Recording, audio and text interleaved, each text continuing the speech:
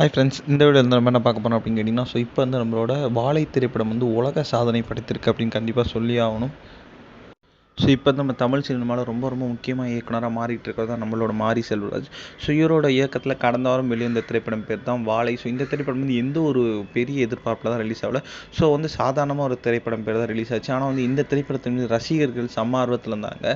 அதற்கு காரணம் அவரோட முந்தைய படங்கள் பரியேறும் பெருமாள், கர்ணன், மாமன்னன் ஆகிய 3 படங்களுமே ஒரு மாபெரும் வெற்றி பெற்று 4வது திரைப்படம் மாபெரும் வெற்றி முனையும் அப்படின்ட்டு தான் ரசிகர்கள் எதிர்பார்த்துட்டு இருந்தாங்க.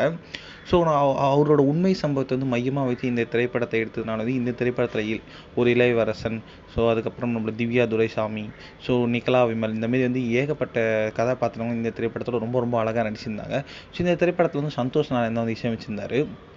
இந்நிலையில் இந்த 8 நாட்கள் முடியல நம்ம வாழை திரைப்படம் செம்ம பெரிய ஒரு நல்ல ஒரு வசூல் தான் பெற்றிருக்கு. ஏன்னா 8 நாட்கள் முடியல கிட்டத்தட்ட 18 கோடி வரைக்கும் கலெக்ட் பண்ணியிருக்கு. இது இந்த திரைப்படத்துக்கு ஒரு மாபெரும் சாதனை அப்படின்னு கண்டிப்பாக சொல்லியே ஆகணும். இந்த திரைப்படத்தை அடுத்த ஸ்டேஜுக்கு கூட்டு போகலாம் அப்படின்ட்டு யோசிச்சுட்டு இருக்காங்களா படக்குழுவினர். இதுக்கான அஃபிஷியல் அப்டேட் இன்னும் கொஞ்ச நாள் வந்துடும் அப்படின்ட்டு சொல்லியிருக்காங்க.